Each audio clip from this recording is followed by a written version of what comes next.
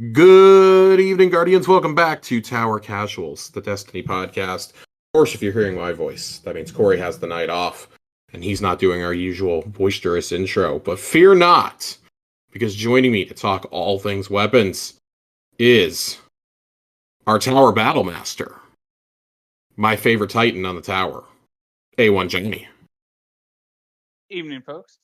The Iron Lord himself has graced us with his presence. I'm really happy you're here for more than just weapons. They had a big Iron Banner update today. Yeah, so, we got some Iron Banner stuff to talk about. I'm excited to get to talk to you about that. But yeah, we're gonna dive into all things weapons for the expansion. Of course, that is mainly going to cover the Pale Heart weapons and the weapons for the first set of Echoes missions that you can get. They dropped 6 craftable weapons on us and 3 reprised weapons. There's still 4 more craftables and 2 more reprised weapons to come, which is just kind of wild to think about. When we think about the scope of weapons in a typical seasonal release that we would be considering. But as such, there's not going to be any talk about raid weapons. John has not gotten a chance to do the raid yet. Joe and I talked about him a little bit on our review the other day. But both of us were kind of cursed. He only had the SMG at the time of that recording, and I only had the Pulse and the Sword, and really hadn't had a chance to use them extensively yet. But I can confirm, Nullify might be my favorite weapon in this entire expansion. My favorite legendary, at least. Obviously, I haven't played with them, but I was looking over the rolls, and yeah, it looks like there's some spicy weapons in this raid. I'll put it this way: we were doing GMs yesterday, Yubi and Joe, and I was just shredding with that Pulse. It was just fantastic. It's, of course, one of the new heavy frame ones. It's a 2-burst. God, that thing is filthy.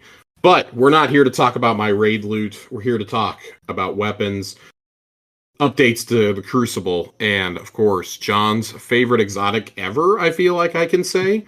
Ergo Sum. Yeah. There it is, baby. I'm about to take this Excalibur and Thorn off of the wall, throw it in the trash. I need 3 Ergo Sum, Jesus Christ. mounted on my wall here. After everything we went through for those Excaliburs. Well, let's go ahead and we're just going to rip through the Schwab real fast. It's very quick. It's very easy. 2 of Echoes is going to go ahead and start on July 16th. We talked about this a little bit last week, but I feel like it's worth revisiting now in light of Act 1 being over. This was pretty lackluster. I feel like I'm not stretching any boundaries by saying that, but at the same time, I'm not super bothered by it in this particular instance. My grace period is going to wear off with Act 2. But for right now, it's like most of us are still like knees deep in the expansion. And like you are probably doing raid runs. You are probably still doing dual destiny runs. You are almost certainly, if you have a life, trying to hunt down the fragments, do all your lost ghost quests. Like most people did not take days off like we did for that first week. I took a whole week off, and I still don't even have Kvostov done, so. Yeah, I finally sat down and got Kvostov done the other day. I got it done last Thursday because we read the lore from it. It's just one of those things, like, there's so much in this expansion. I feel like this expansion is beefier and meatier than anything we've gotten before. It's certainly the best location we've gotten ever. Oh, yeah. It is one of those things that, like, I saw the complaint going around that, oh my god, classic Bungie, and don't get me wrong, I had a brief moment where I felt that too. And I think I said as much last week, where I was like, oh boy, here we go again. This feels exactly like Seasons, just with a new name. Talking with you really got me thinking, though, of like, okay, I'm going to have a little bit of grace here, because you reminded me of how the seasons that come with the expansions are usually bad. Like, they are good as an exception to the rule. Even the best one we've gotten, which was Risen, and I consider Risen probably a top 7 season. We have so many seasons at this point, it's hard to rank them. In terms of story, it's one of the best, and we were like, oh my god, 4 weeks of story, that was great. But I think we all forget how meaty Witch Queen was. Yeah. And, you got 2 strikes, you got 3 new battlegrounds out of that season. You got the Vow of the Disciple raid that came out. There were all the extra quests that came out. the Crafting was a Sabathoon's whole new thing. lies. Yeah, we are knee deep in crafting. And I think we look back on that season, and we kind of have like rose tinted glasses in a way, or we just have completely forgotten about it because it blended so well with the story going on. It very much was like a side story to the campaign. Like your actions in the campaign deliberately kick that season off. Yeah, which they tried to do in Lightfall again, but yeah, that one to didn't work out. mixed results, and then Echoes really kicks off as a result of everything that happens in the Pale Heart. But if they hadn't explicitly told me that, I never would have guessed. Yeah, like it's rough narratively, especially. Like I actually think I think Breach Executable is actually fine. It's a seasonal arena. The fact that expert mode is match made though, and there's no darkness zones, is the biggest plus to it. Yeah, it's moderately difficult. It's very rewarding, and it's match made. Yeah, you and I ran several. Got red borders every single run. We were hitting all the pistons. They came out this afternoon and said they were going to add some updates to that too, to where you're guaranteed to have 2 piston hits every run now, which is really cool. And then you've got the Enigma protocol going on, which is another separate match-made timed activity, which is almost certainly going to have some goodies tied to it down the line. So, with there being multiple versions of these activities too, I feel fine.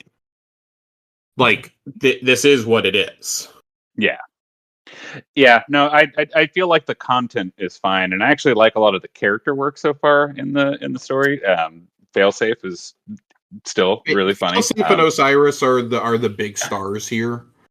I think this final week was good towards pushing us towards, I think, a question that like none of us really had, but it's making us reconsider Season of Dawn, which this is why I love that the Dawn weapons are reprised here. It's making us reconsider the events of the Sundial and the Infinite Forest in a new light now. Yeah. Is this really Saint or is it not? And I do love that Osiris already had thought about this, because he was, he there was no hesitation. It's like, no, I only found timelines that mirrored our own. You are as mathematically accurate as a copy of Saint 14 as you could be. My Saint, like it wasn't even he'd already been pondering this in his mini reflections and his infinite time in the Infinite Forest, because he's Osiris. Yeah. There's such a powerful line during it. Saint's like, I don't even know if I'm the real Saint anymore. And Osiris just gets real close to him and just holds him and says, you are real to me. And it just an incredible moment. We raved so much about how the final shape did this great character work. And I think when you look at the best seasons that we've had, we talk about Chosen, we talk about Splicer, we talk about Risen, one of the things that Haunted, the things that run concurrent in all of these seasons is the character work. And I don't think that this is narratively on that level yet. I mean, obviously, come on, there's like, if we follow this pattern, there's probably 6-7 weeks of story left easily, across 2 more acts.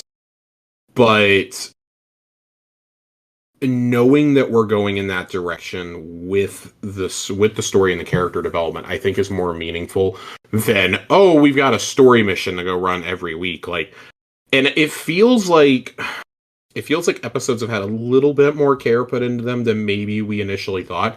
That final mission this week was cool. It showed a terraformed Nessus, which I'm telling you right now, when you make a change that drastic, I need you to make it to the whole game world at some point this year. I'd imagine the end of the episode that's what Nessus looks like now. Man, right? I hope so. What a way to inject life into some of these destinations we haven't been to in years. Yeah. And, narratively, like the story is very interesting. I think what a lot of people was dragging people down is just how it's presented. That still feels exactly like Seasons. I will agree with that. The presentation is bad. Yeah. fly to the helm, talk to failsafe, go run And I don't even mind that. I'm gonna be totally honest. That part doesn't bother me. It bothers me that we finally got to a mystery. It was like, oh my god, here we go. And then what do we get hit with? Wait 3. Literally, it tells you in your quest log, wait 3 weeks for Act 2 to start. Yeah. That feels bad. That feels real bad. Like I've seen people, both praise and get upset about weekly TV show releases these days after so many years of everything's dropping at once. Let me tell you something. This is an instance where I can't believe I'm finally going to side with people. If it's going to be like kind of that bare bones for the opening act, I think you just need to drop all the story at once. Let the people who don't really care blow through it. The rest of us can kind of take our time and savor it. Because it is a chore to sit down and do one of these stories in 1 or 2 sittings. But hey, if that's what you want to do, go for it, man. I personally am starting to come around to that way of thinking that maybe we just need to let them have all the story content right away. Because if it's going to be this drip fed, I really feel like over 3 weeks we did not advance the story much at all. Outside of this week. I think this week was the first time we took a concrete step forward, and right as it got interesting, that was it. Yeah, we had that really good character beat with Saint, the mystery of who's messing with him, even though, we've more or less pieced together. It was very cool that Ikora showed up. There are things going on that you're just like, I want to see more of this right now, but the only reason I'm glad they don't drop it all at once, honestly, is one, I don't mind the drip feed. It gives me a reason to log in every week, no matter what. Yeah. But also, I don't like it's the same problem I have with when all seasons of a show, all episodes of a show drop. We were talking about this yesterday with The Bear. Yeah. It's so hard for us to talk to friends about the story in something because you don't know where they're at. You can be like, hey, did you watch season 3? And they're like, yeah, sure. Okay, how much of season 3 did you watch though? Did you get to the part, and you're trying not to you're trying to be like real like dance around the pole because like there could be like 3 that moments if it's a good season of Destiny. Like if you ask somebody during Haunted, like, did you get to that moment? They're gonna be like, which one? Because it's like, oh, well, did you get to Crows? Did you get to Keitles? Did you get to Zavala's dead family? Did you get to the fight with Keitel against Callus, where it's just the 2 of you? Like, and that's Jesus how strong the narrative was that season, because everything else was pretty bad. Like the seasonal activity and the grind that season was atrocious, but we still think fondly of it because of how strong the story was that season, right? Yeah, and I'm just using that as an example. Yeah. I think come on, there's plenty of time narratively to pull this off. I don't want to cast stones until we've gotten part 2 and we're looking at it, because I'm going to be honest, I enjoy the activities. I love the loot. The loot feels really rewarding finally. They actually kind of nailed that.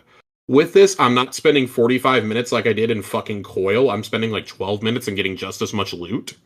Oh yeah, what are we, a month in, and I already have almost all of the destination weapons and most of the seasonal weapons crafted? Yeah, I'm at 3 out of 5 at least on everything at this point. I think because of the time gating, they're being more generous, right? So by the time, it would probably feel bad if by the time Act 2 unlocks and we get new weapons, you still don't have what you were looking for previously, and now the pool is even bigger, right? So yeah, I agree. I agree. I'm largely enjoying this season so far. Also, it's summer. A lot of us are busy going to see families or taking kids on vacations. Summer classes. No matter how old you are, you probably have plans going on. I'm gonna go visit my best friend around the time that Act 3 is starting. So I'm gonna be off the internet when that happens because I don't want to get spoiled. I have plans this summer. We all know how busy Corey is. Corey took a whole week this week just to hang out with the family instead of, doing the millions of shows that he does. And, kudos to him for recognizing, hey, I need a break, man. I have gotten to that point where I'm like, God, I just feel like I needed a break. And because I stepped away from Destiny so much during Wish, I came back really invigorated. I'm kind of getting to that point though, like of the summer, like I always do, where I'm like, okay, I got 2-3 weeks before the next act starts. I actually kind of like that because now I can pull back a little. I can just focus on doing Salvation's Edge runs. I can pop in and do a few GMs or some Enigmas with the boys. And then I can go back to doing other things I'm doing. Like I'm playing other games right now. I'm very much the Steam summer sale is starting in a few days, guys. I don't think y'all understand. As a first-time Steam user, I'm going to spend a lot of money. Yeah. I'm very excited. Like I've been saying it for a year now. Like I'm very excited to start Baldur's Gate. Shin Megami Tensei 5 came in the mail the other day for me. Y'all know how much I love Persona. I'm diving into Shin Megami now. There's a Persona expansion coming in September. I want to start Baldur's Gate. That's a 300-hour endeavor right there. John is sucking me into the world of Magic. I've got Final Fantasy VII Crisis Core sitting, just on my desk alone. I've got like 3 or 4 games sitting here. Every show I love is back. Like I am enjoying so much now that I'm not trying to balance an NBA season on top of this. Like I'm enjoying getting to just hang out and chill. And so I personally like the slower model. And honestly, at least for this one, again, we kind of can't judge it fully until we see how Act 2 and 3 play out, and most importantly, how the other 2 episodes play out. But at least right now, it feels the right choice to be a little narrative light starting into this. I feel like Final Shape was such a banger and so much happened that going immediately the next week to here's the new world-ending threat, right? I guess what I'm what I guess I'm trying to get at is I feel like there would be a little bit more urgency about something that shot off of the Traveler. Yeah. From purely a lore standpoint, but from like a gameplay standpoint, it's just I think it's the built up frustration of players of we're willing to forgive this, right? But really there shouldn't be excuses this many years in a row, this many expansions in a row. Like we've hit 1 season out of like 5 that have launched with expansions. Anybody remember how bad Undying was? Vex Portal in the Tower, anybody? It was the stupid mini, the hunts, the little mini monster hunter. Do you remember the Wrathborn hunts? Like, narratively, great fucking season. That was our introduction to Crow and getting him out from working as a mercenary for Spider and all this, and that sets in motion House Light. But the Hawkmoon mission was awesome. The Wrathborn hunts sucked dick. There was like 2 weeks of actual story. Yeah, literally a 90-second activity.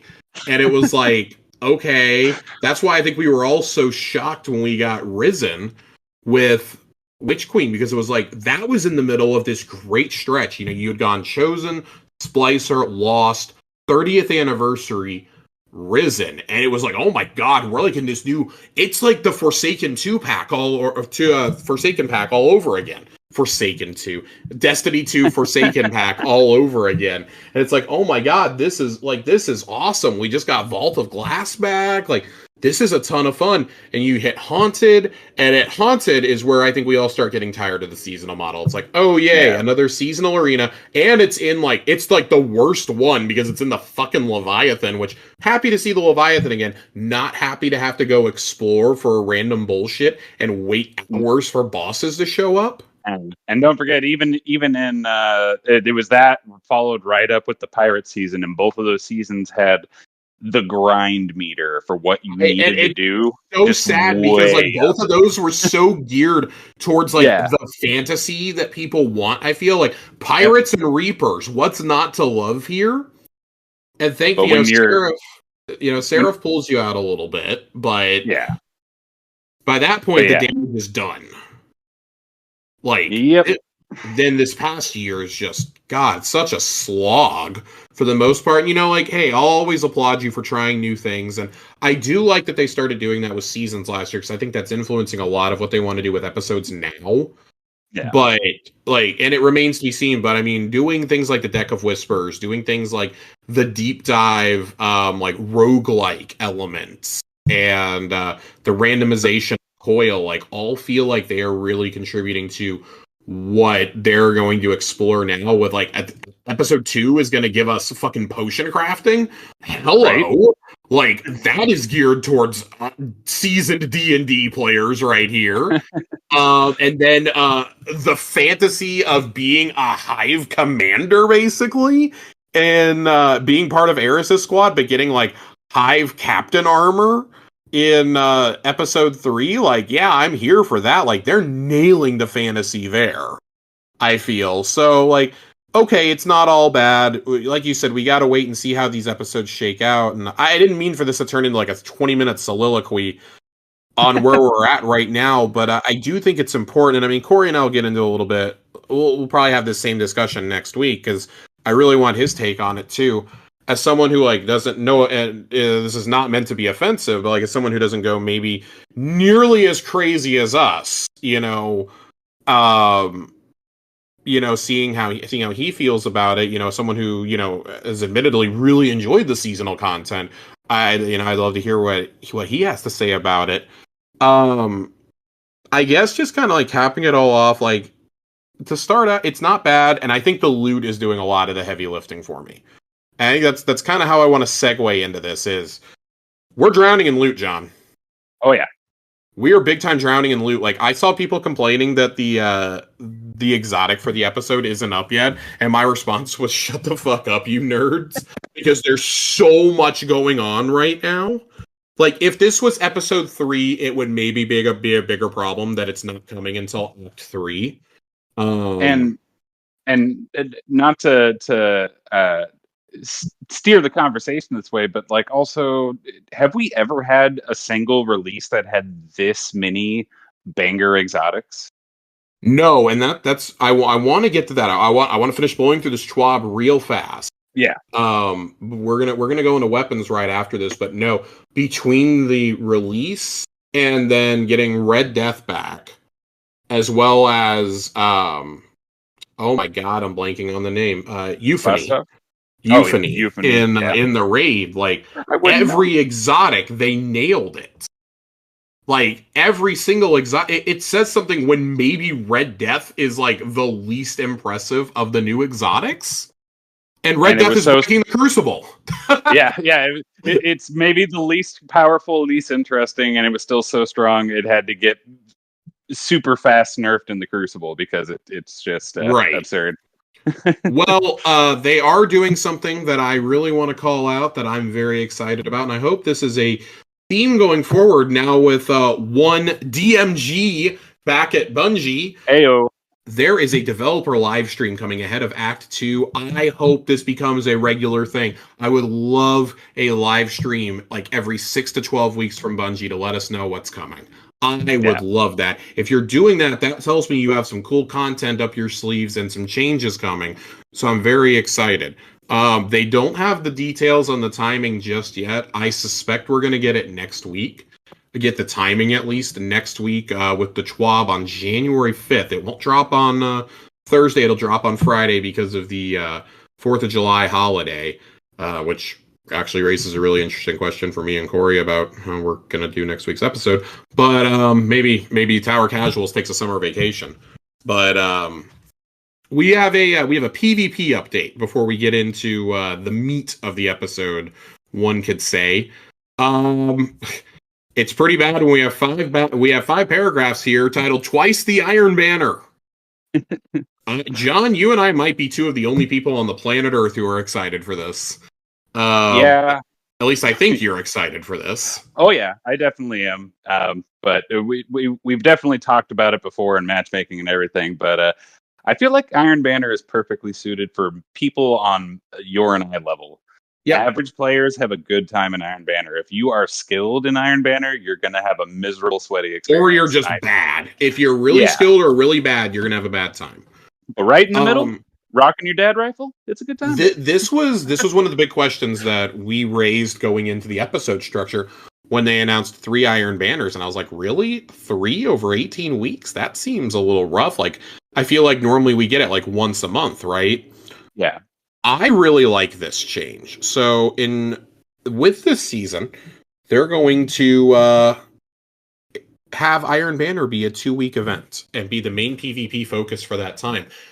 I want to read the explanation that we got off of the Destiny 2 team Twitter account, which, I mean, it's so obvious that Dylan was writing this.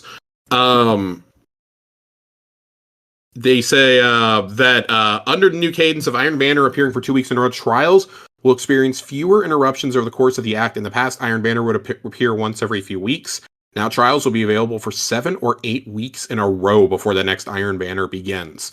You still have the same amount of trials in Iron Banner to play, just a change to how things are scheduled. I really like this idea. I know that some are not going to enjoy this, and I mean, listen, I hate to tell you, the rotators will still be up, right? Like, just, this is going to replace basic ass control, and I saw so many people be like, oh my god, 6s are already terrible, I don't want to have to go in and sweat in 6s, and I'm like, people were outright saying they would rather play trials, and I feel like that can't be an actual serious statement for like 99% of this player base. I like the explanation given here, though. In Season 23, Season of the Wish, for you keeping track at home, we experimented with a system that enabled players to select either Control or the rotating game mode, Fortress, Eruption, or Tribute whenever Iron Banner was active. Players being able to choose which game mode they wanted to play was nice to have, but it was a departure from how we previously handled it. And splitting the player base in half had a negative effect on both matchmaking times and match quality. I agree, it was terrible.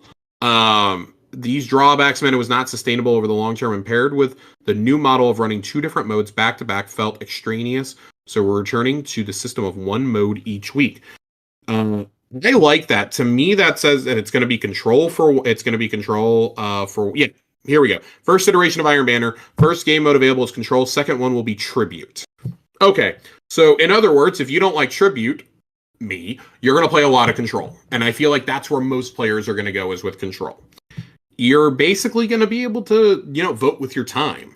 I personally would rather play Fortress or Eruption, but Tribute isn't the worst. It's just definitely my least favorite of the 4. I still wish there was just an Iron Banner playlist. Like it was just a playlist of all of the different Iron Banner modes, so you're not playing one mode all week. And again, I think that appeals to people like you and I. Yeah. I don't think that appeals to the average player. I mean, I've been an arguer that I would like Iron Banner Mayhem to return, but nobody else wants that. So, I get why no one wants to play Rift for a week straight, but a random Rift match showing up in the middle of your play session, a fun interruption, Yeah, it's fine. I think the other thing that's going to hinder it this season, at least, is the loot, because the 2 new weapons are not being met with great applause. Krimel's Dagger is back, still a kinetic, aggressive hand cannon, but with a small bump to stats, and perks such as Precision Instrument and Kill Clip. The other weapon is the Claws of the Wolf Rapid Fire Frame Void Pulse, with perks like Head Seeker and Zen Moment, and along with new perks like To the Pain.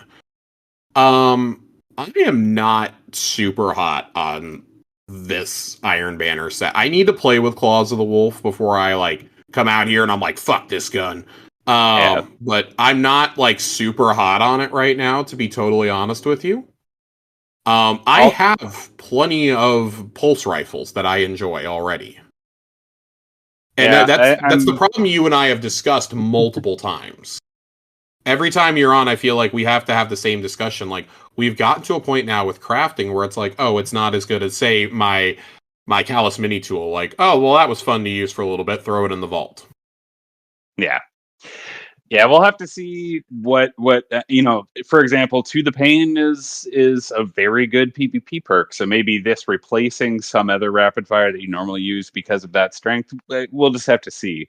I'm at least a little curious with Krimel's Dagger, because it'll be, I believe, the first PvP focused aggressive burst hand cannon, right? I want to say yes. Because we had the Warden's Law, we have the new one that we'll talk about from the Pale Heart, which is very much a PvE focused weapon with all the stasis energies and everything.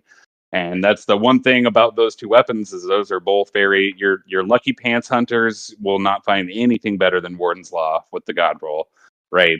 But I haven't heard anyone really like them in Crucible, so maybe one solely focused on consistency.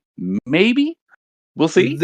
I'm a little intrigued by Claws of the Wolf, I guess. In that first column, I'm not seeing anything that's oh, I can't get this on any other pulse in the game, Yeah.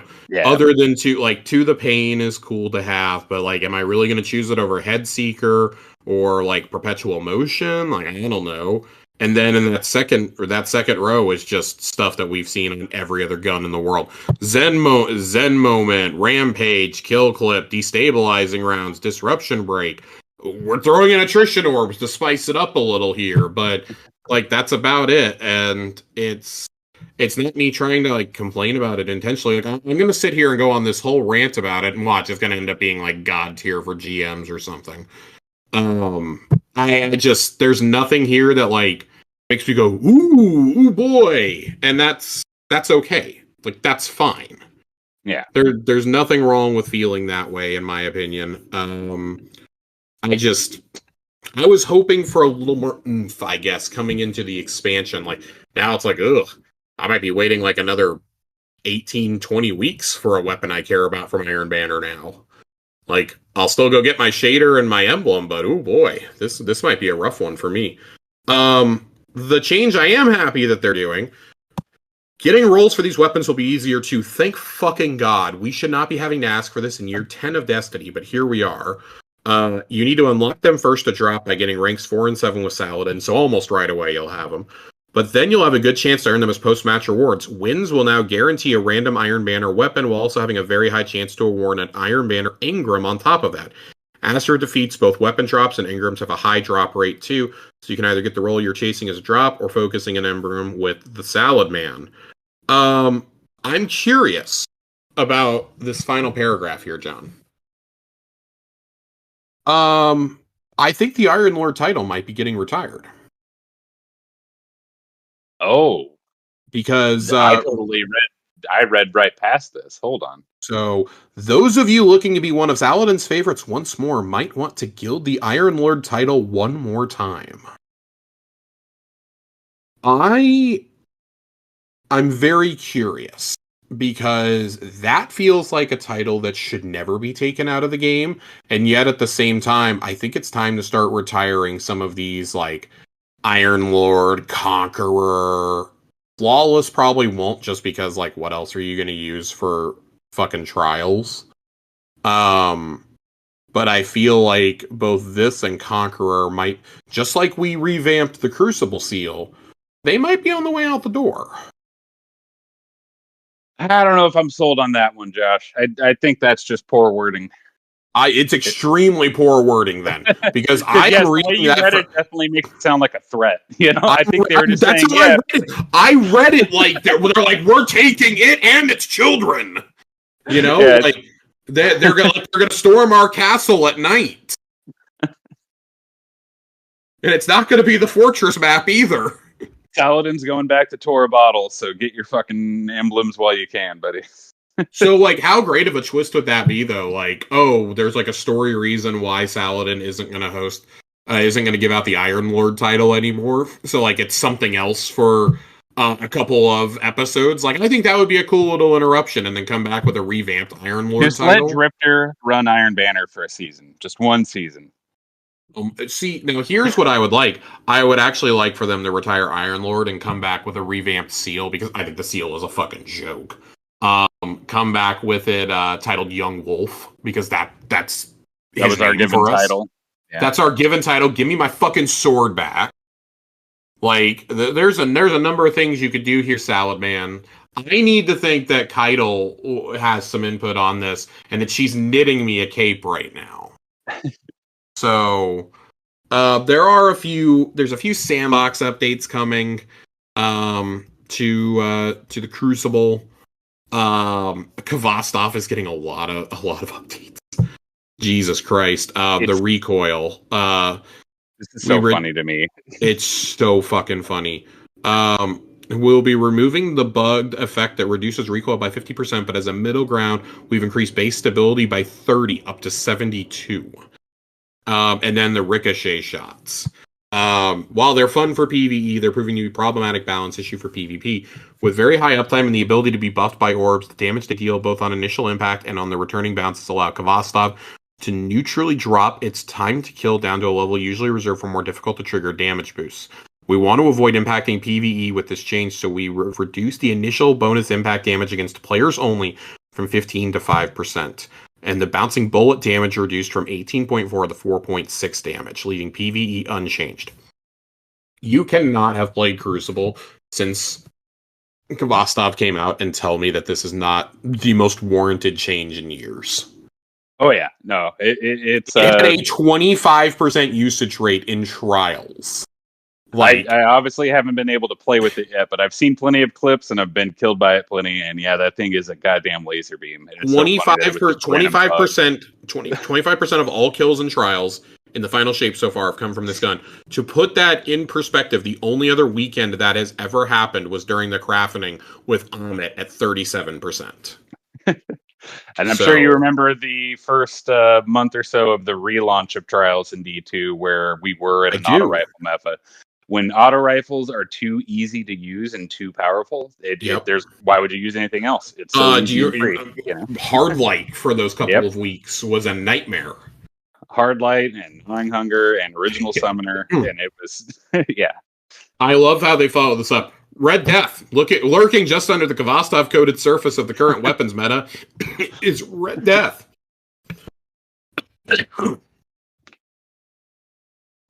I still have a very bad cough still. I'm suffering from very bad bronchitis. I really need to use my inhaler. Unlike with Kvostov, Red Death's recoil was not a bug. It was an intentional connection to the original Destiny variant of the weapon, which, like Outbreak, utilized auto rifle recoil patterns instead of the more severe pulse rifle ones, giving them tighter burst spread and higher ease of use. But it's so fucking strong, dude. The high impacts are so strong. I did not know that it shared that recoil pattern. That's why they feel and look so different, or at least especially Red Death looks like an auto rifle. But they have shifted it to they've shifted it to a more traditional pulse rifle recoil. They haven't shifted it fully, but they have made that change to make it feel more in line with a pulse. Which okay, good, because let me tell you something. That thing is a fucking laser. Yep, it's a that's fucking all I laser get right killed now. by is by that or by Kvostov and the occasional sweat that won't put the hand cannon down. But that's most of what I've been seeing in sixes. And then one more gripe of complaint in the Crucible that is thankfully not getting touched in PvE as of yet is the speaker sight mask for Warlocks. The orb generation, it's too easy to generate an extreme number of orbs in the Crucible using this exotic. It plays in several different build crafting levers and making it feel like the only choice in comp and trials lobbies. We'd like to retain the ability to generate orbs in Crucible to allow players to lean into the healer fantasy. Current volume is not healthy for the sandbox. Agreed. Yeah. As a short-term solution, we are disabling the orb gen portion of the exotic and Crucible only, and longer term we will revisit allowing the weapon to create, or the armor, to create orbs at a more reasonable rate. Yeah, especially with Prismatic and the 2 artifact perks that make you amplified and radiant off of picking up orbs. You get constant healing, you get overshields or woven mail or whatever your super's tied to from the Prismatic fragment, and then all the perks from the artifact for a grenade charge that comes back in 40 seconds. That can apply to your whole team, Ridiculous. It's absolutely ridiculous. But shout out to them doing this so quickly and not screwing up our fun in PvE either. Thank you. Yeah, I'm really glad they're addressing this, but I know that Trials players are going to have gripes that, this wasn't addressed for us quickly enough. But I would argue it's because they saw it in Trials that they had to act the way they did. Yeah. They would have allowed it to be outlying in sixes for a little bit. I think Kvostov and Red Death would have been touched no matter what. The Speaker's Mask is particularly a problem in comp and trials, like they noted. Oh, 100%. Yeah. So in sixes, you can still get in there and bully someone sitting in a corner with a Speaker's Mask turret, but not so much in comp and trials. Right. And I hope this is how things are as the norm moving forward with this PvP strike team. If they can find these outliers and make it to where the entire season isn't dragged down in PvP because of a few things that are a little overtuned. I think it's very important that this is being addressed before the first Iron Banner. Oh yeah. Because that would have made something that's already miserable, for those who don't enjoy playing it, even worse. The final thing that we really have, I think this is really the last thing that we have of the TWAB in general, is some future stuff coming. Well, more to talk about before the mid-episode patch. We don't want to give too much away while things are in flux, but we've got several quality of life features to roll out. A Destiny 2 reprised map coming in the next episode. Some UI updates to help with clarity, and a big feature we're heads down working on for the third episode we can't wait to share with you. I have no idea what this new feature could be, but hearing that we're getting an updated map is a sigh of relief, because let me tell you how fucking hard it is to see some of these lost sectors on the map. It is, especially on like the vanilla destinations, it is very difficult. And also, if you're going to revamp the map, I think that hint said some Frontiers content. Yeah. Man. Well, does this apply to the world map or the destination map? I have no idea. I am assuming it applies to both. Because a very small thing that they never really brought up until it was released, but that I fucking love is when you have an objective on a planet, you can click on it and it'll set a marker right there. The Pale Heart, it has all of those little selectable nodes all over it. There are so many destination quests that are like, go to the cistern, or, some vague location that you may not be familiar with. Just a really small thing. Track them and let it lead me there at this point. Yep. Oh boy. Well, I think that's about it. There is a very big section here that I want to draw everybody's attention to real fast. Of course, it's the month of June. It is the end of June. I apologize for not bringing this up earlier. I don't know if you guys know. It's been a bit of a busy time around here this month, and I have been extremely sick. But because it's June, it is Pride Month. Bungie, of course, points this out. They, like every year, they bring their Pride badge back, and there are 2 giveaways that they do: the Rainbow Connection emote and the End of the Rainbow Transmat, which you are able to get using the codes found inside of the TWAB. Ever since 2019, Guardians have raised $660,746 for It Gets Better, a non-profit organization that strives to uplift, empower, and connect LGBTQ plus youth around the world. Through storytelling, media, and educational resources, IGB proactively supports LGBTQ plus and questioning youth to explore and define their own journey. That is very cool, because let me tell you something. Every time that you get the Infinite Prismatic Emblem, or you get one of those pins, all the proceeds go to It Gets Better. So that is a staggering amount of people who have bought the pin or the emblem to support that. I really love the message of It Gets Better personally. That is a cause that is near and dear to my heart. Several of my friends, it would have made a difference if this was more prominent when I had been in high school. I'll put it that way. And I'm very glad that youth today are not going to have as rough of a time as some of my peers and friends have had. So very, very happy about that. There's of course a little bit more info in here on Trans at Bungie and Pride at Bungie, which are 2 of the social clubs that they have formed at the studio. And a little bit of brief history about the empowerment and its mission. That extends beyond Bungie. It extends to, players and industry peers as well. So I encourage you, if you've heard those definitions before and you're like, hey, I want to know what this is all about, there is a lot of information here in the TWAB. And again, really wish we would have called this out sooner. I know we have several members of the community that this is relevant to, and I just want y'all to know, hey, we see you, we hear you. And this is a community that is always going to be safe for everybody. If you're against, if you're against this, not sorry to say it, but this is not the community for you. As we formed this to be a positive, uplifting community, and hey, that is right in line here with what Bungie's trying to accomplish with their initiatives as well. So, if you got a problem with it, you can, you got a problem with it, you can 1v1 Saint about it. Yeah, you can go talk to Saint and Osiris if you have a problem. Or you can talk to, if you want to walk on the wild side, go talk to Aramis and Aetheris about it. Ikora and Chalco will have a conversation with you. Eris will have one. Uncle Drifter definitely will. Fucking Oryx. Oryx, Savathun, Xivu Arath. There's... Talk to them about identity. People don't I don't think it really, unless you're diving deep into the lore, and that's why I'm really happy they put, Saint and Osiris and Devrim and, Ikora and Chalco, really, front and center these days, because, and, even, Mara and Sigurito. Yeah. And it's they're putting all this front and center because people didn't really understand unless they really went into the lore. Destiny is a really, really gay game. Oh yeah. And I don't mean that sarcastically. It really is. It is maybe one of the most forward AAA games out there.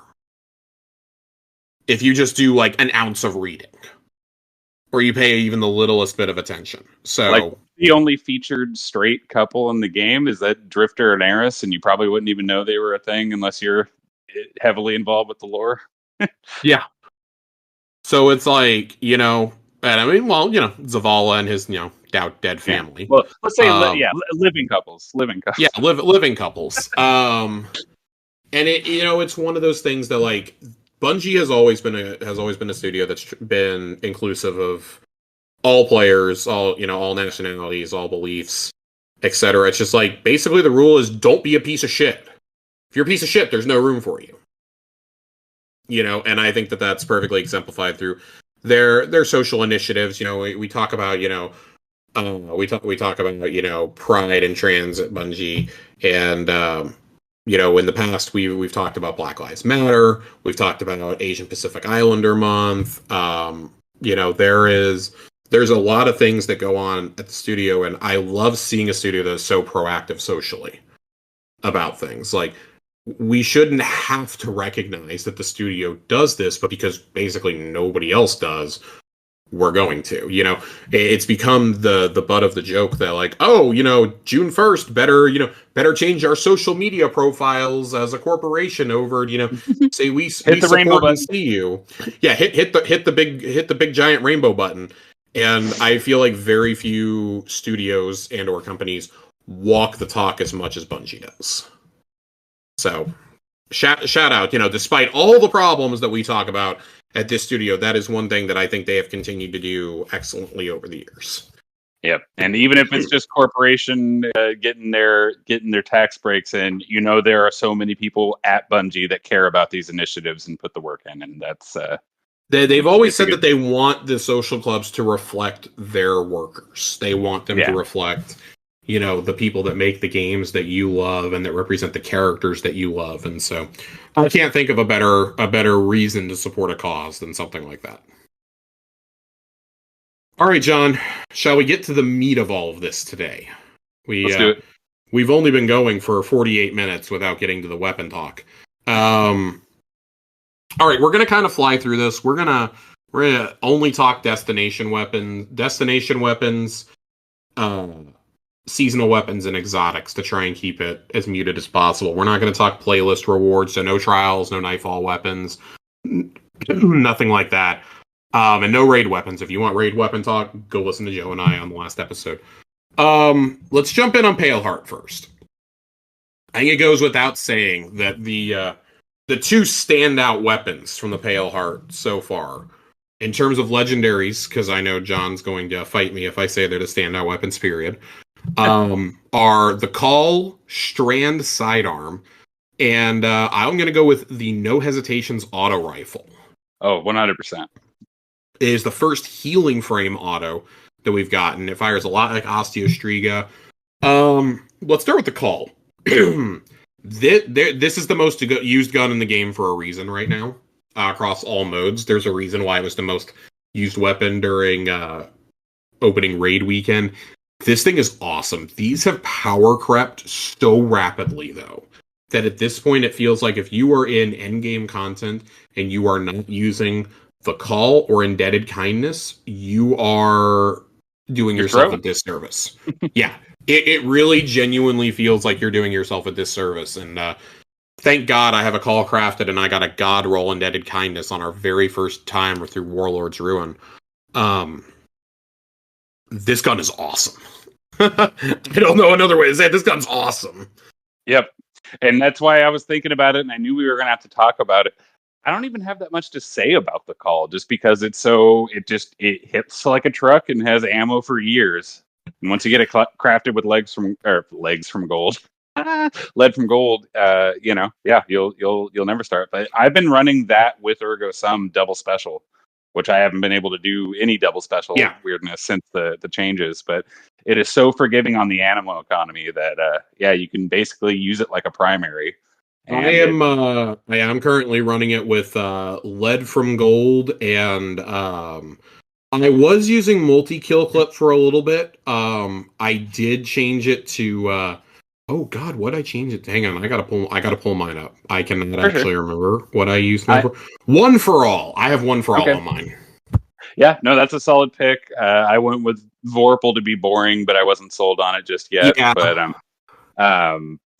it is. I really like strong. hatchling on this too. Yeah, there's definitely some fun strand synergies to be put in there. It is the most popular perk for the second column, for what it's worth. Yeah, and that should show you that an ad clearing special weapon is a rare thing most of the time. Almost always your primaries for the ads, your specials for the yellow and orange bars and champs, and your heavy weapons for bosses. And the call is just kind of good at all of it. Having the dealer's choice perk on this too is also fantastic, because final blows give you a small amount of super energy, so you're running around just and you're getting your super back that much quicker. You're picking up orbs, and like say you're running something like Orpheus rig like me, like damn, you're getting your super back like instantly. And that does stack. So good. It stacks if you have all Pale Heart weapons and the few exotics that it ties with it as well. I believe it's a 4% per kill if you're running a full suite. Which so again, and the 4% doesn't sound like a lot, but think about how fast you can mow through, I don't know, 30 hives sitting in front of you. That's 4% each on top of the normal super gains you would get. Right. It's really strong. It's so good. The other one I wanted to bring up was No Hesitation. I really like this. It's taken a little bit to get used to how it actually heals. You have to hip fire at allies, which I think goes against every instinct I've ever had with an auto rifle, which is always to zoom in the ADS with it. But man, this gun it's filthy. It's absolutely filthy. I personally really like running Physic on this. I almost think Physic is mandatory. Personally, I would argue that. Yeah, I would not argue. I would agree with that. The only other perk I can see on here that I would be like, oh yeah, I would probably run this, would potentially be either Subsistence or Strategist. I like both of those also. But that second column is where you can get a little nutty with this. Circle of Life is probably what you want to run on that. Circle of Life or Incandescent. Of course, Incandescent's always going to be the most popular. Yeah, we all know what Incandescent does. That if it's there, you're probably going to go for it. Circle of Life is a new perk, though, that only works on guns like this. This and Physic are both brand new for this subfamily. Circle of Life, for those of you who don't know, rapidly healing allies grants this weapon a period of increased damage. If you're running that with Physic, you are like invincible. Yeah, those two perks together make it almost feel like an exotic in a way. Yep. Because it's so synergistic. And then you're getting dealer's choice on top of that. Yeah, and something I didn't notice, it took me a while to pick up on using this weapon. When you heal somebody, you give them, even without those two perks, just baseline what that frame of weapon does. When you heal somebody, you give them the support frame boost, which is a 5% damage boost. So it's not just healing; you're giving each other a little bit of a damage boost. With Circle of Life, that increases your damage boost up to 35%. So that's one for all levels. That's bait and switch levels. That's the higher scale of damage buffs you can get in the game. Again, it's on your primary, but yeah, It's so nutty, dude. And giving yourself restoration just for hip firing at a friend for 2 seconds is so strong, especially as a Titan. I kind of have to reverse heal. I'm the one in the front lines. I have to turn around and try to find where my Warlock is posted up to heal them so I can give myself restoration and my buffs, you know? Mm-hmm. It's really good. I am just a little curious to see what they do with this frame moving forward because I don't know how strong this weapon would feel without Physic. But yeah, I will tell you, it is night and day. If you're not using Physic on this, it is notable. Yeah, because I it's don't cool. think this gun I'm is. healing my friend, but not giving yourself any benefits outside of the little 5% so damage stupid. boost. You get restoration for everyone if you're using Physic. Like, come on. Yep. It's good. I don't think there's like some huge drop off after this, but I will say I'm not like beyond that. I think like Pro Memoria is probably the next one I would point out. The Strand LMG. I have been using that a lot. I really like this. It is our first 600 RPM LMG. It's so fucking good. Yeah, like this thing is so good.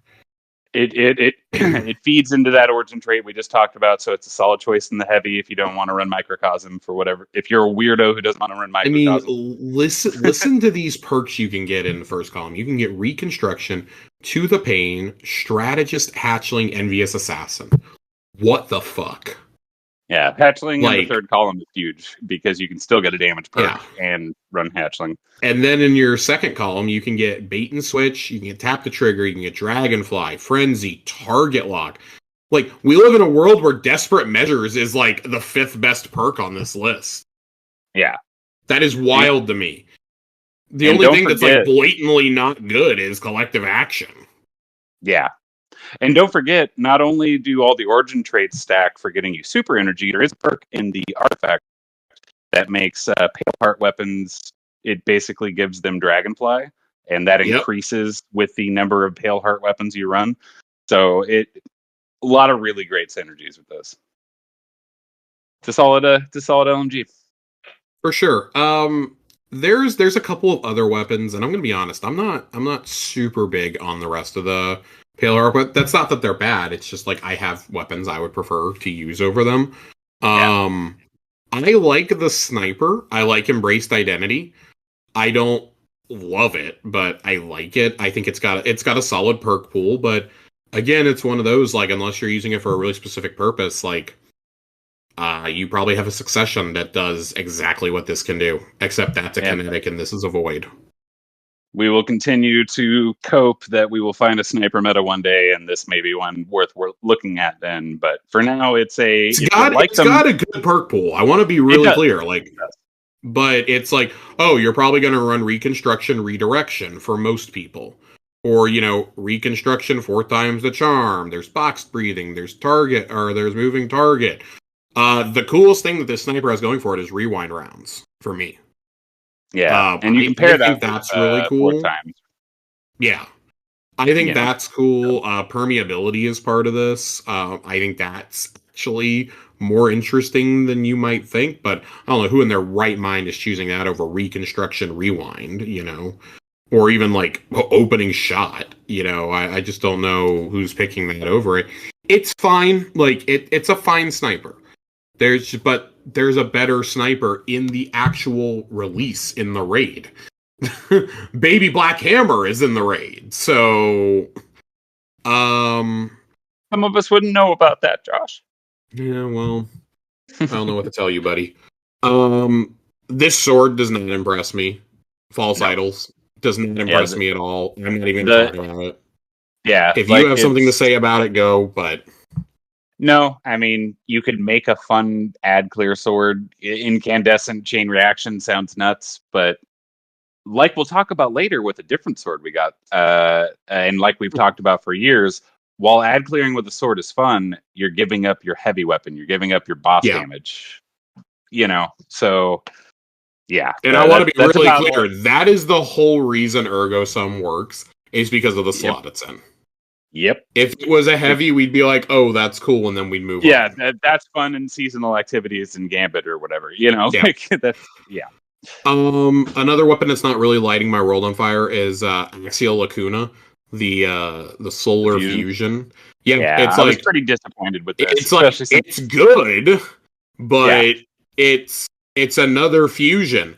Oh boy, let me tell you, I'm gonna get this, and I'm gonna get like what am I gonna do? Reconstruction? I'm gonna reconstruction kickstart or controlled burst. Like I do think that that's cool. Incandescent doesn't like light my world on fire on a fusion. yeah, it's Um, incandescent's a harder sell on yeah, special ammo on weapons because non headshot weapons, it's a harder sell, I think. yeah.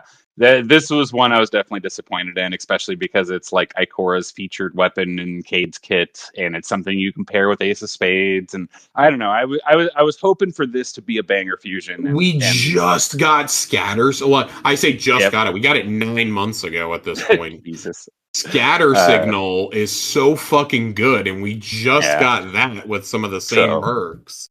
yeah, so this is in a different slot. You can get reconstruction controlled Yeah. burst, but it's not doing. It's not that it's bad. It's not doing anything new. If you already No, have God rolled it's not fusions, bad. It's not good though. yeah, It's like, okay, like get the pattern, and it's gonna be one of those. They're gonna give us some perk.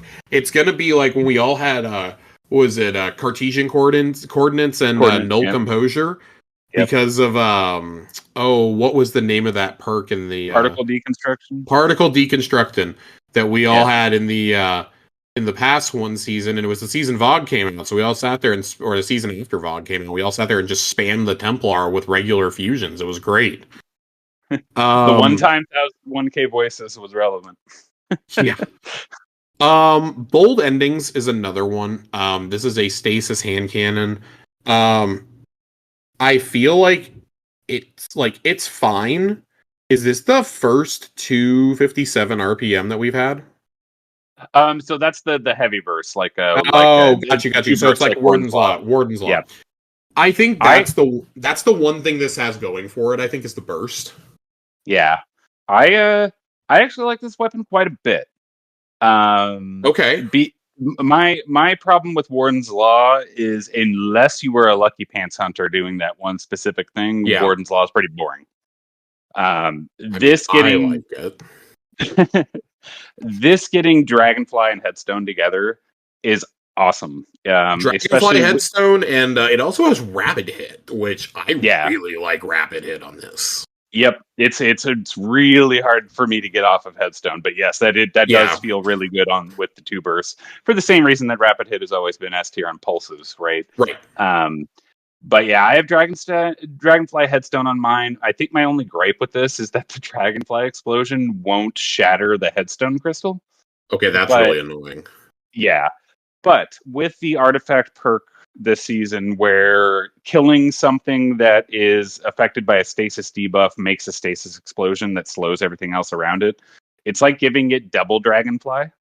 Yeah, Because you kill one thing, the headstone pops up, the dragonfly goes off, everything around it is debuffed. You kill one more thing, and then you get a third explosion off of that. It feels really strong.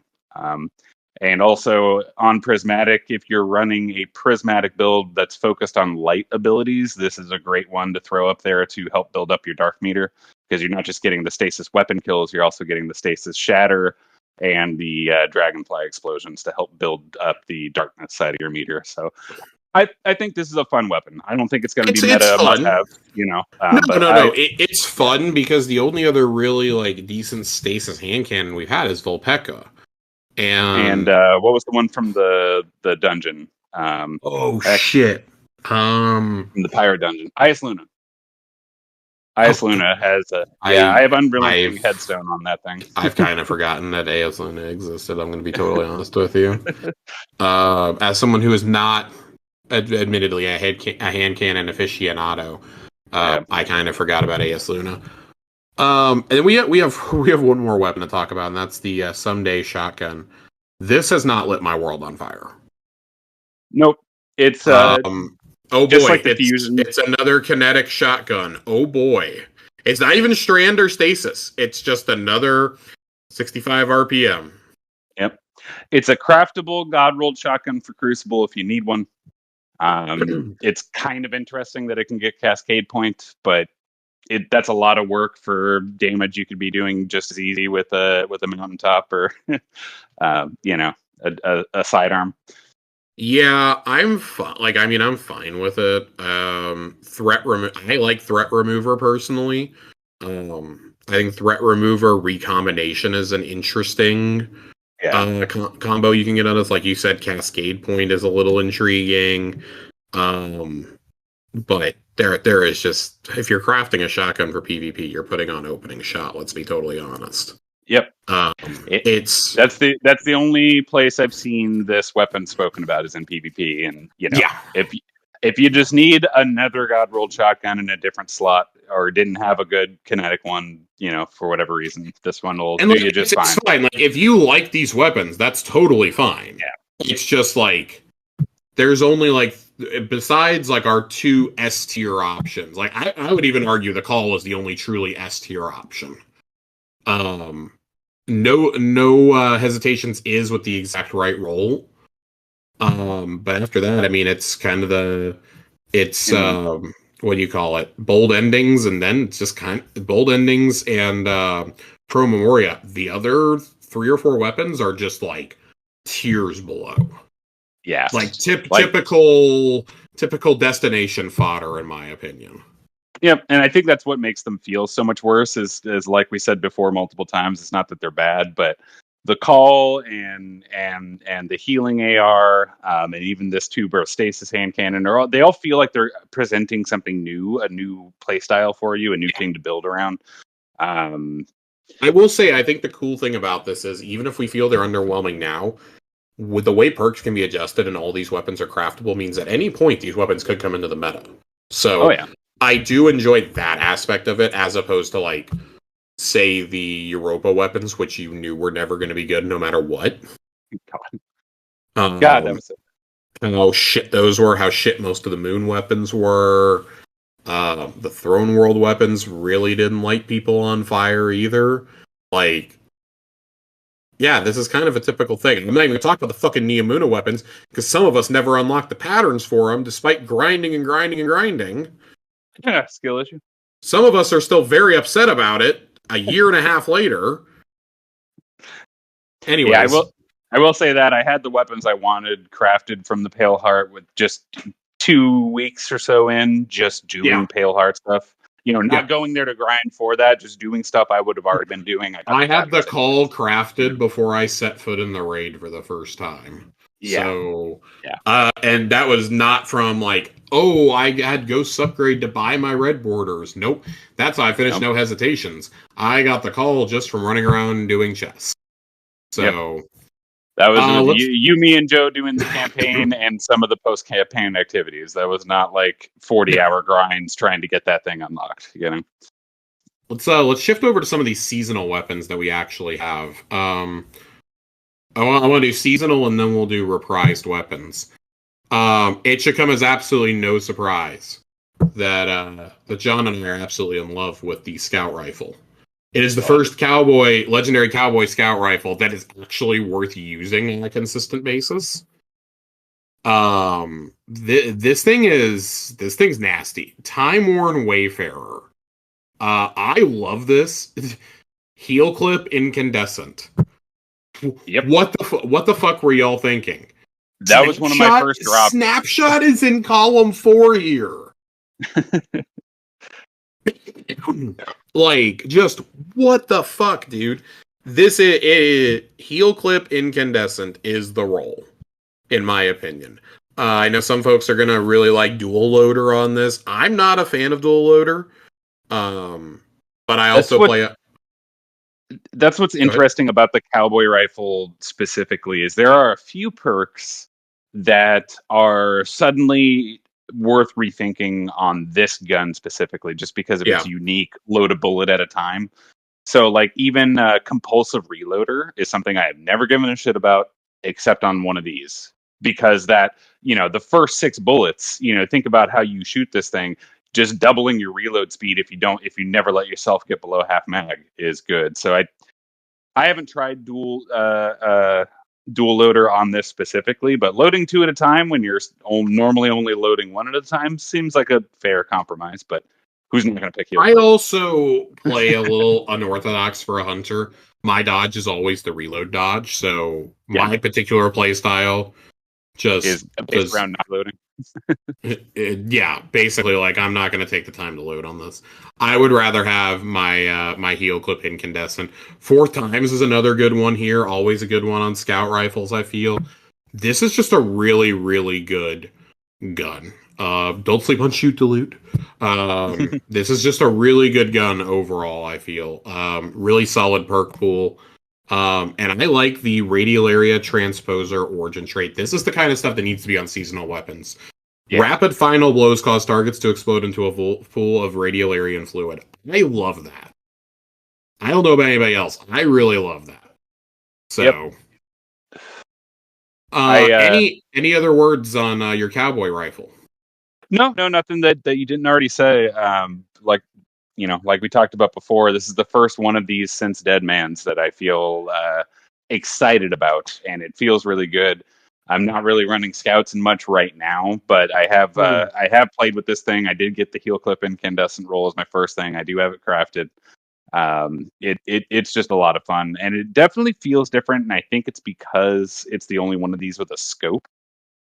You're not iron sightsing it, which I know kind of breaks the fantasy of using a cowboy rifle, but it looks cool as hell. It feels strong, and heel clip on a weapon that you can reload one bullet at a time. You can just get a kill, reload one bullet, heel clip's active. It's nutty.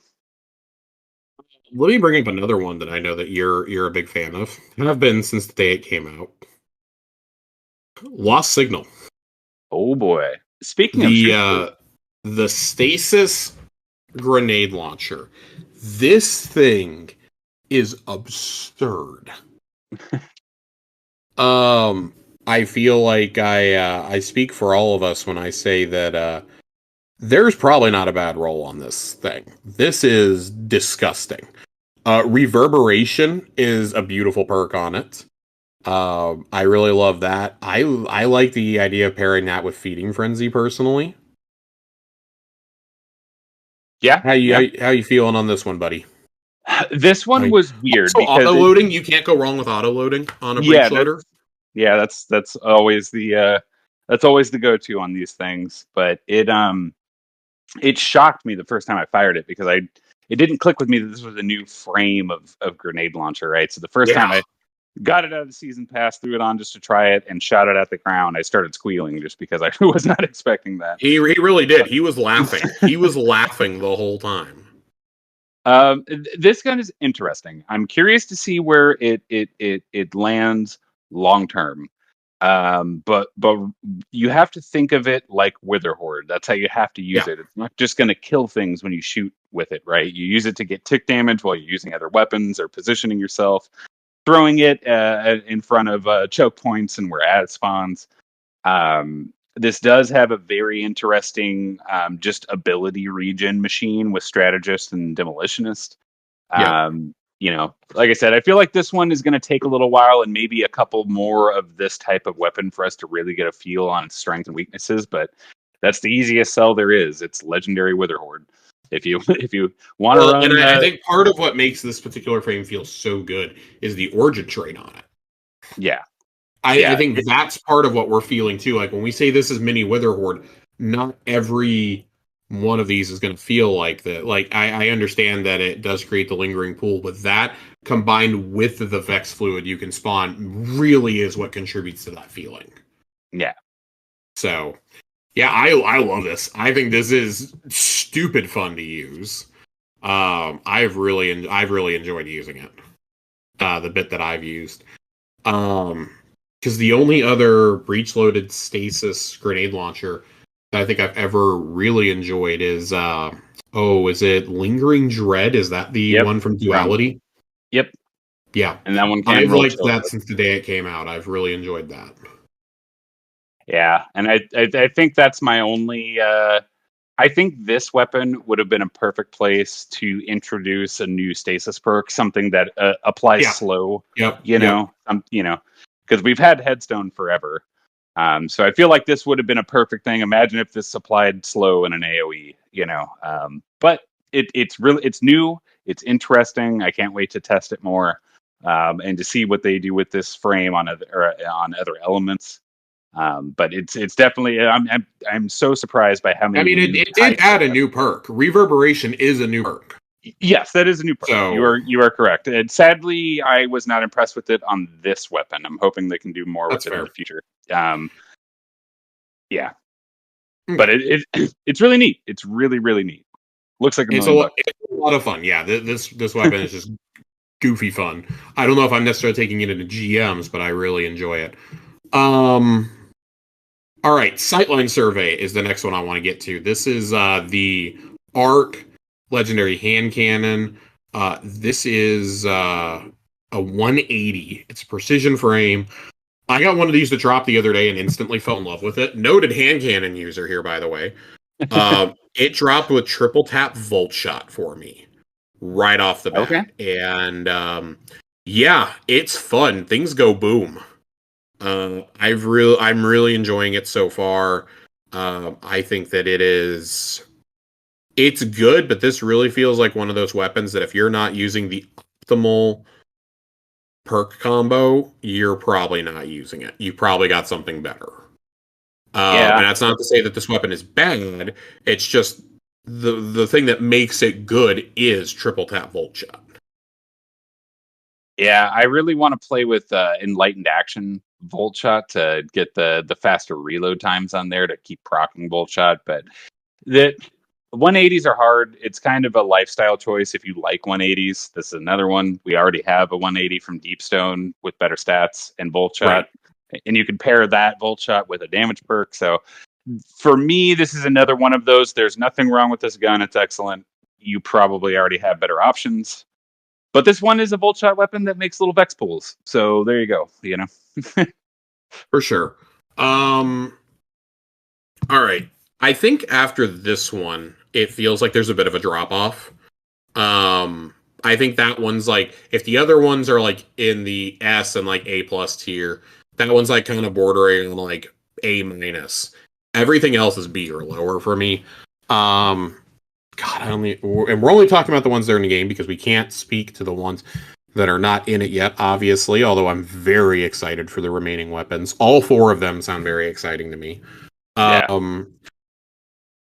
God, where do I want to go first? Let's go with Failed Threat. Let's go to this auto rifle. This little chode of an auto rifle, I love, even though it's not that great. Yeah, I have mixed feelings about it. I love that it's a 720. I mean, obviously, if you're running this, it's a Stasis 720. You're running it's a better what's the Vice 720 I'm thinking of? Oh, Um I know what you're talking about because it was our only stasis auto rifle for a while. yes.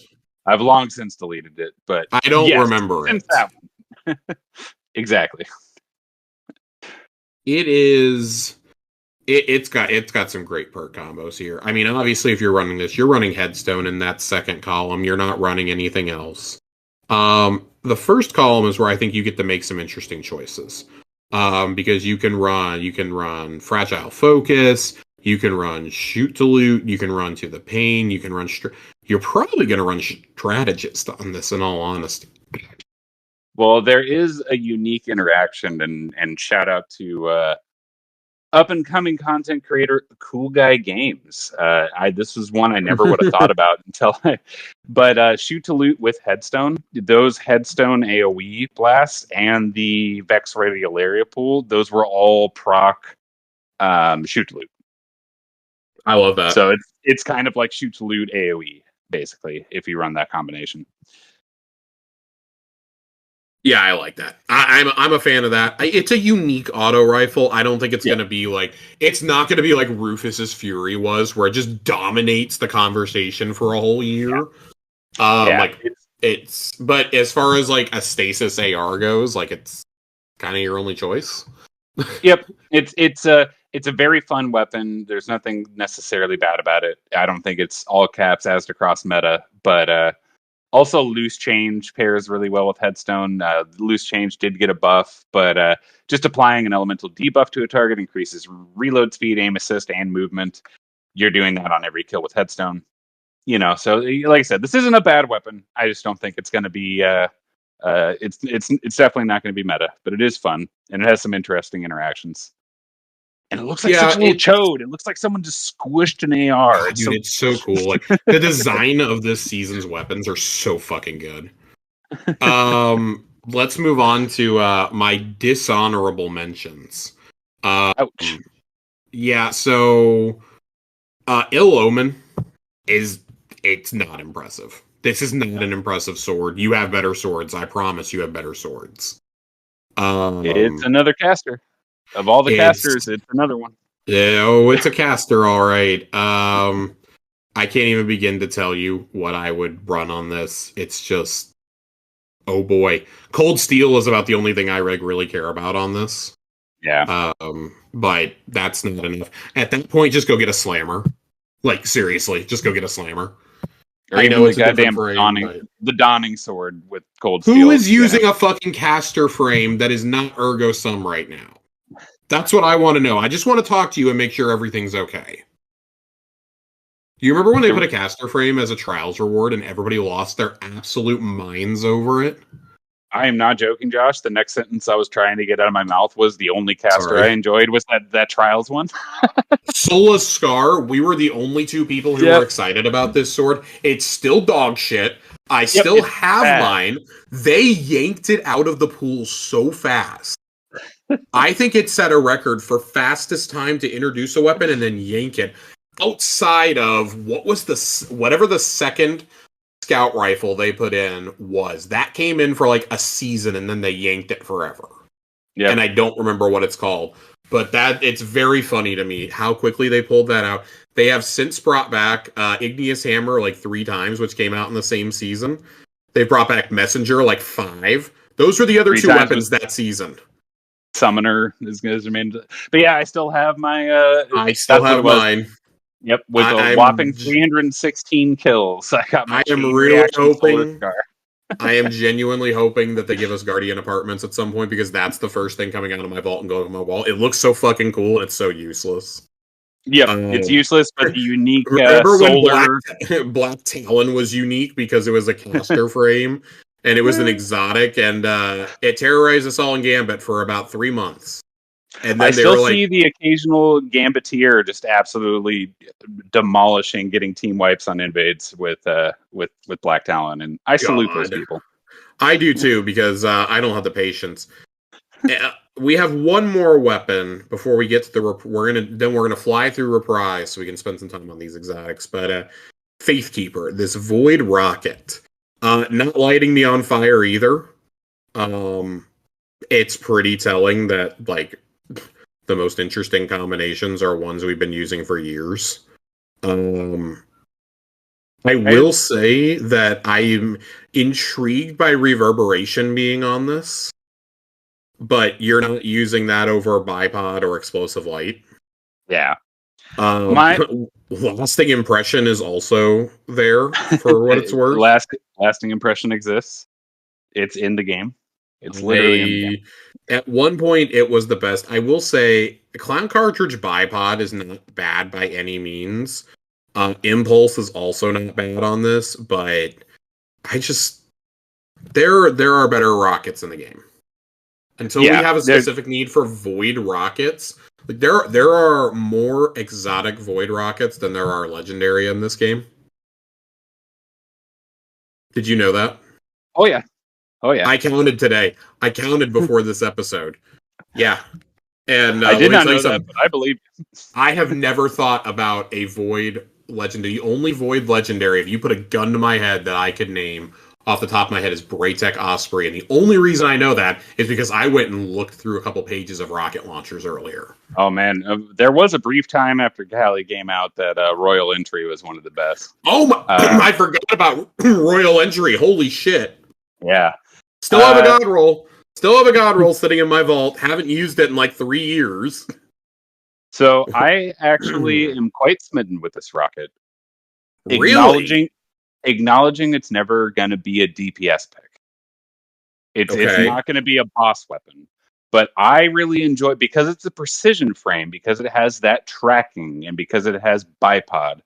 I super appreciate. I have one with auto-loading bipod. It is my seasonal activity, onslaught, pale heart, or what is it, overthrow, that kind of stuff. It is nice to be able to use it more or less like ad clear, or just every time there's a yellow bar I don't like in my way, I can just yeet a rocket. It has tracking. I just stow it back away and don't think about it.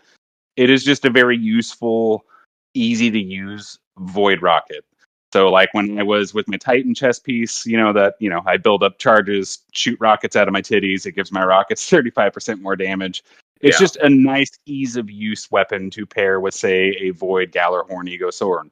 The Galar Ergo Sword. Sum. Yeah. Ergo Sum, thank you. Yeah. It's never going to be a boss DPS monster, but I do enjoy it for general play, simply because it has tracking and auto-loading and bipod. You get 16 rockets in that thing. You can really just kind of let them fly. Yeah, it's fine. It's not moving the needle for me. And I think like that's the point we've gotten to, is like I don't really give a fuck if something's fun to use. Like I'm typically trying to do harder content or end game content at this point, and that's kind of what I care about, is how well something's going to fit like that. Like I think obviously you have a little bit more wiggle room if you're doing something in 6s, but if I'm going for optimal, I can't imagine using this. It's not like replacing Apex. anyone's Apex anytime soon. All right, John, I'm about to let you loose. Oh shit. Well, actually, I lied. We got to talk about these reprised weapons real fast. Which means I gotta change my stupid filters around. All right. Oh boy. Let me find these here. So we got 3 beloved weapons back. We got Breachlight, Patron of Lost Causes, and Lion in the Sand. We're gonna fly through these real quickly. 2 of these are 2 of my favorite weapons of all time in this game. My beloved Patron of Lost Causes is back. It's very telling after all these years, though, that still one of the best perks is fucking Rapid Hit. Rapid Hit Vorpal is still such a good combo on this gun. Triple Tap Kinetic Tremors is the one I'm currently chasing, though. I really like that for high-end content. Kinetic Tremors fucks. If you're not using Kinetic Tremors, you're sleeping. You are asleep at the wheel. 100%. And like I told you and Joe the other night, is the thing with Kinetic Tremors is it's going to feel weak as hell in lower level content, because you're going to kill everything too fast to really see the perk work. Yep. But all 3 of us were running Kinetic Tremor pulses in that GM, and oh my god, just melting the fucking boss. It's disgusting. I love this gun. I fucking love this scout rifle. I don't have anything else to say. I love this. It's a blast. I had a lot of fun using it. It is everything that I remember this scout being. I have said for years, I occasionally break out mine that has a rapid hit drop mag or a drop mag Vorpal, one of the 2. And I still bust that out from time to time for PvP. And I feel like I can finally let those roles be retired. Yep. This is great. It's not craftable, which bums me out. But it does give incentive to run that other mode, though. If you go run Enigma Protocol, you can get double perks on these guns. Totally worth it. The other one I'm loving, of course, I just told you guys, Breachlight is no longer a kinetic sidearm. It is now strand, which I find fascinating. You can get Slice Hatchling on this, and it's disgusting. Yes, sir. This is disgusting. I also really like Perpetual Motion for sidearms, because usually if I'm using it, I'm running. Running around. Yep, running around. I like it. But God bless America. Slice Hatchling is fucking filthy on this. I would also say don't sleep on Pugilist, because that will stack with Cast No Shadows, which is the origin trait here. Dealing melee damage increases weapon handling and loads a small amount of ammo from reserves. And of course, Pugilist, final blows of this weapon generate melee energy.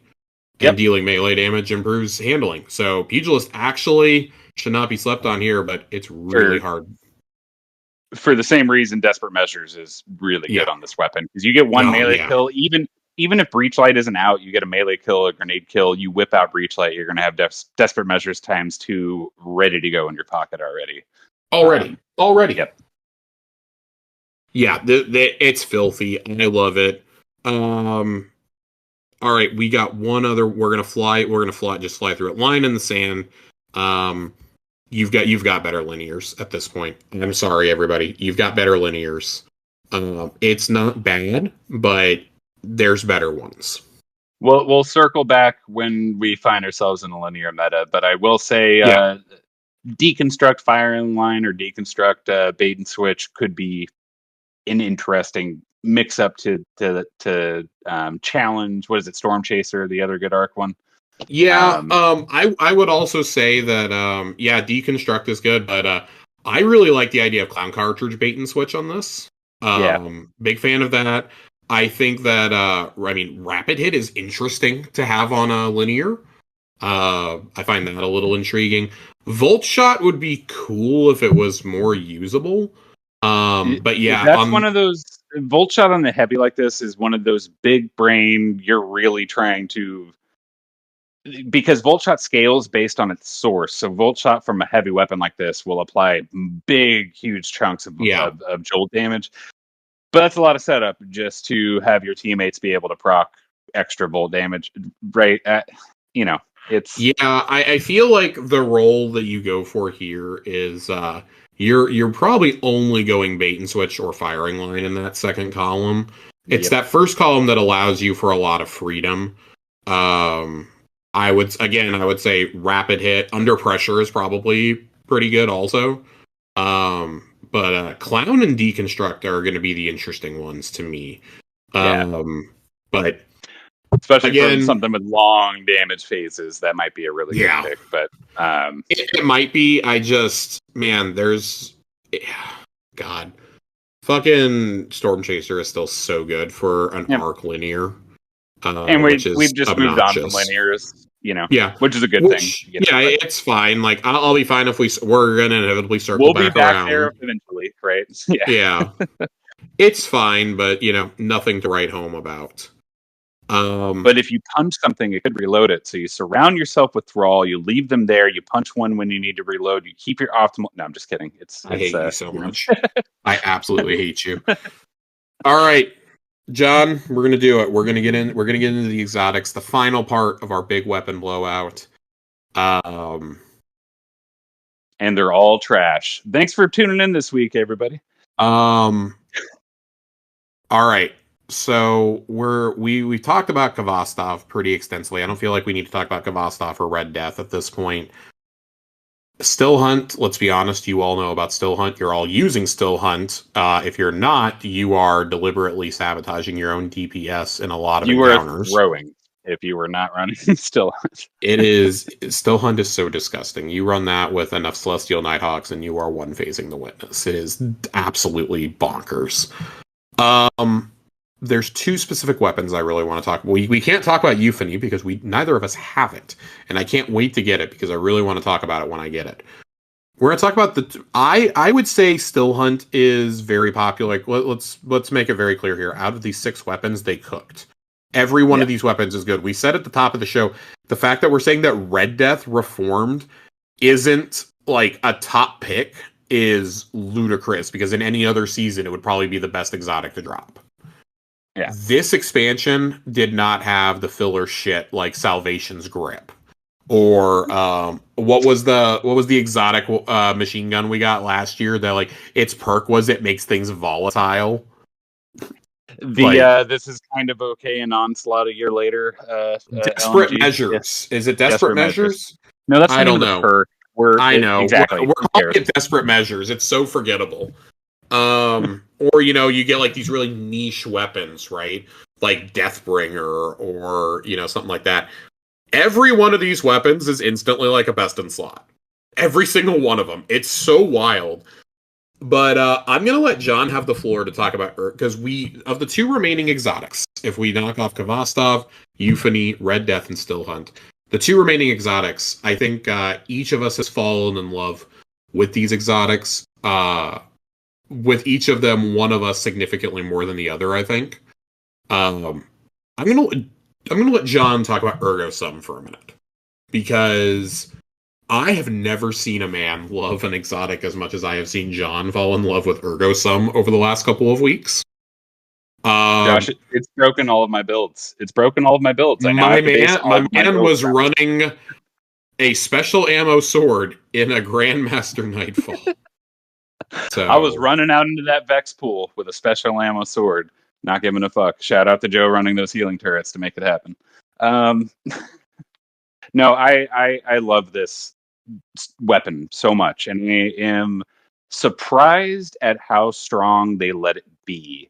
And I wonder if they might, it's very role dependent, because you can get one role that does not feel very strong. For example, our subsequent runs, I switched to a Traveler Chosen role, so every weapon kill gives me ability energy, performs better, but you could see that I was definitely not doing very much damage. But with my Risk Runner sword, I think this is my favorite. I got the Risk Runner perk on, it has to be Arc, but I got it on a Wave Frame sword, and I love that thing. I can cover extreme distances after throwing down the heavy wave. You shoot forward, you're surrounded in an arc bubble, you're jolting everything around you. All of that is feeding your Transcendence bar. And then if you pop Transcendence with this sword active, it gets, I believe, 20% bonus damage. All of the kills you're getting with the sword keep you in Transcendence longer. And now with the Catalyst, every grenade kill you get, which you will be getting fast running around killing things with the sword, give you sword ammo. It is such a fun play loop and fixes my biggest problem with swords of outside of what 2 encounters in the entire game. It is not worth running a sword in your heavy slot unless you're eager edging just to get between encounters. You can use this sword for ad clear and still have your boss weapon in the heavy slot. I adore this weapon so much, Josh. This is my whole shit. I have nearly 4,000 kills on this one Risk Runner version that I only got last week. And there's still an man, insane amount of combos to get, right? That's just this one version of this sword. yeah, I gotta know, man. What are your 3 or 4 favorite roles you've gotten on this? Because we know how many roles there are, right? Yeah. Hit So, me with your favorite roles. uh, well, I was just ranting about it, the Risk Runner one, just because it really feels like it gives you the survivability to just go out and be reckless with it, right? Because it's just picking off ads around you. It's giving you that damage resistance while you're running around stabbing everything. I love that one. The other one that's obvious to probably everyone is the Galler sword, getting it with the Gallerhorn perk, just for increasing, if you are in those 2 situations in the game where using a heavy sword is useful. Giving every sword swipe a Gallerhorn, a Wolfpack round is pretty solid, and it includes your own sword, so you can do your own loop where you do a heavy attack with Ergo Sum and then whip out your favorite DPS sword and go to town on them. Small note for my Titans: the hazardous propulsion chest piece does buff the sword rocket damage by 35% as well. So put that one in your back pocket, Titans. But the other 2 that I'm hunting, I don't have them yet, but the other 2 that I have my sights on are the I want the Telesto Void one. Yep. It drops 7 Telesto bolts at the target when you heavy attack. I have it on a Vortex sword, and while it's interesting, when you use the Telesto perk on a spin to win, it just throws all of those Telesto bolts in a circle around you, which is great for ads, but versus using an aggressive frame where you just slam it down on them, just dropping 7 Telesto bolts on top of the heavy damage slam is what I'm after there. The other interesting one for solar that I'm chasing is the Polaris Lance perk, the perfect fifth. So 5 hits makes an incandescent explosion, basically. If you get that on a caster frame, funny, we were making fun of caster frames. With the perfect fifth, you throw that caster little blob, it'll self proc. So you just throw it at a guy, and it'll, each one of those ticks of the caster wave hitting that enemy will cause an incandescent explosion immediately. It's really cool. I don't have it yet, Interesting. Okay. but that's the one that I'm after. So that's more of a, unlike my Risk Runner version where I'm basically maining that as my primary. The caster version with Perfect Fifth is more of a, you see a big guy, you just yeet one of those waveframe or the caster blasts at them, and it'll cause a big old explosion. And you can go back to whatever else you were doing. But I love this weapon a lot. I am glad that it's not very prominent in PvP, because you do not get a whole lot of ammo for this thing in PvP. Yeah, this thing would be an absolute monster in PvP. Let's just be totally honest. So, I have not fallen nearly in love with Ergo Sum as much as John has. I still like it. And there definitely are uses for it. With people running it in the raid, for example, on Tanics. So that was really cool. But I feel like this is overall, it's a pretty niche use exotic in my opinion, and that's not a bad thing. I want to be just super duper clear. That is not a bad thing at all. It is what it is, but it is definitely more Titan leaning. Running in with that thing with Banner of War, or on Prismatic, I have a build where I basically have Woven Mail and Void Overshields all of the time. So being able to spam a special ammo weapon that is that efficient at ad clear and just be in the fray, it's just a good time, Josh. I adore this thing. Saint was correct. I was just sitting back watching you yesterday, like, oh god, please don't die. And sometimes you did, and sometimes you didn't, and it was glorious to watch no matter what. Let's real quickly talk about this final exotic, though. This is a beauty. Microcasm is just one of the most ridiculous things I've ever used. I absolutely adore this weapon. I think it is just incredible. Absolutely incredible. Fires a beam of kinetic light, dealing massive bonus damage to shields. And then on top of that, paracausal imbuement. Final blows with this weapon grant super energy. Weapon gains bonus damage once your super expires. This is a absolutely filthy heavy weapon. You can now put on kinetic surges. It got the bump in raids and dungeons with surges being pulled off on top of that. So it is probably the best DPS option in the game right now. If you're not stocking Still Hunt and Celestial Nighthawk on top of each other. It has been a long time since I loved a heavy the way that I love this gun. Yeah. I can't believe they marketed this thing as, it deals bonus damage to shields. I actually really love how much they undersold basically everything except the Golden Gun sniper rifle, because everybody laughed Kvastov off, they laughed Red Death off, they laughed this off, and holy shit. And of course, Ergo Sum was kept a secret. So, man, absolutely disgusting. Microcasm's a dream. It does tie into that dealer's choice perk. So it has an inherent, gives you super energy, right? And then if you're running 2 other Pale Heart weapons, it's increasing that even more. It's a perfect transcendent building weapon because it's kinetic and does a shit ton of damage. So you're going to be building transcendent meter. And whether you're using like a Well of Radiance or even like Song of Flame, because it's kinetic, you pop Song of Flame, Microcasm deals bonus damage, and Song of Flame makes Microcasm Scorch on hit. And because a Trace Rifle applies a tick of damage every like microsecond, it's just like nonstop ignitions. You build up the Scorch stack so fast. It fucking shreds. It fucking shreds. This is the highlight of the expansion for me in terms of exotics. I really, really, really like Still Hunt. I like the idea of Ergo Sum, even if I'm not a big sword user. This just takes the cake and sprints away with it for me. So, it's outstanding. It's so fucking good, dude. I would not be surprised if they don't tone down the boss damage that it can do in some way, because that it's insanely good at ad clear like an LMG. It absolutely chews through majors and champions, and it's also a pretty solid DPS option. It's not the best. It's like you said, it's not going to replace those double celestial apex rocket rotations, but you can bring that to a raid and do just fine.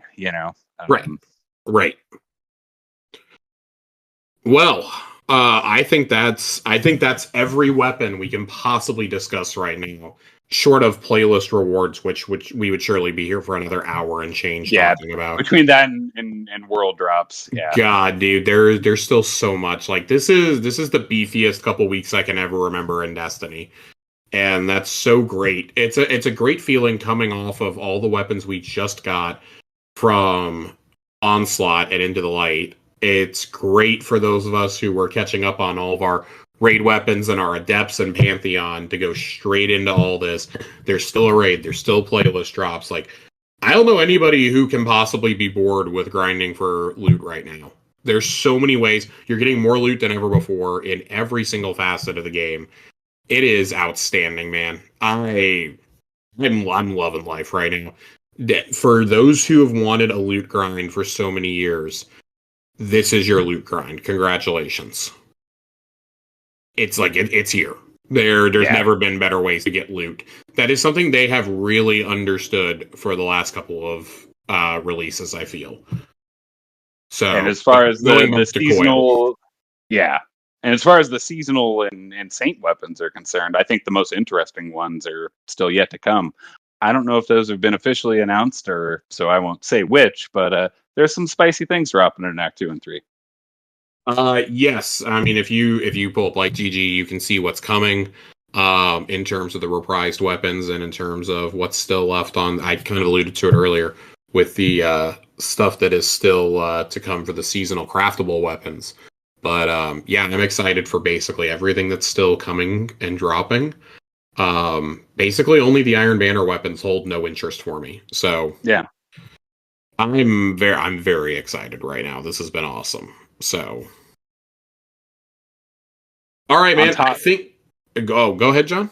Go ahead. I was just gonna say, it's just like the icing on the cake because this expansion was so good, and also so much of this loot was so good. They just really seemed to nail it on almost every front. This is another feather in the cap for best expansion that they've ever done. Because, like you said, probably an hour ago at this point, but as good as the Witch Queen was, a lot of the weapons weren't that great. We don't really talk about the Throne World weapons. Yeah, and whereas I feel like, oh yeah, you're probably only going to walk away with a couple destination weapons here that you really like, but I mean the fact that the call is like instant meta across the board says something. Like that says something, and I mean. Make no mistake, rocket sidearms are getting nerfed at some point this year, but for right now, they're letting us have our fun. Yep, 100%. They're going to cut those ammo reserves in half. And I think part of it's because Indebted Kindness was the only one for so long, and you had to go do the dungeon to get it, which means you're paying extra to get it. And then the call is the signature weapon, basically, of the expansion right now. So they don't run them into the ground just yet, but you got another one coming. And we got to figure something out here. I also feel like after Glaives, they might be a little shy to release a new weapon that doesn't feel like amazing. A monster. Yeah, that it doesn't have a place in your loadouts. They don't want to have to buff this weapon for 2 years to get people to use it. So, so rocket sidearms might be a little overtuned right now, but I'm going to complain about it. Yeah, it's great. I'm a big fan. I think the loot is so good right now. We have been in a great loot meta for a little while, and I hope it continues. I'm a little leery about the act structure, but man, like we said at the top of the show about this episode, you're gonna be grinding the stuff from Pale Heart for a little while. Like I keep seeing people be like, oh, well, I saw an outrageous suggestion today that, well, if you're going to bring Iron Banner up for 2 weeks, you need to do double drops from Dual Destiny in those weeks, too. And, why? Why? I don't even understand. I don't even understand. They're not even in the same mode. I don't get it. If anything, your mind does crafting kill the game because you don't have things to chase, or do things that take too long to chase make the game worse? Make up your mind. You can only have one, sir. Right, and I get I get the frustration, but most of the same people complaining about not being able to get the roles they want on Ergo Sum or on the class items are the same people who say that too many things are handed out.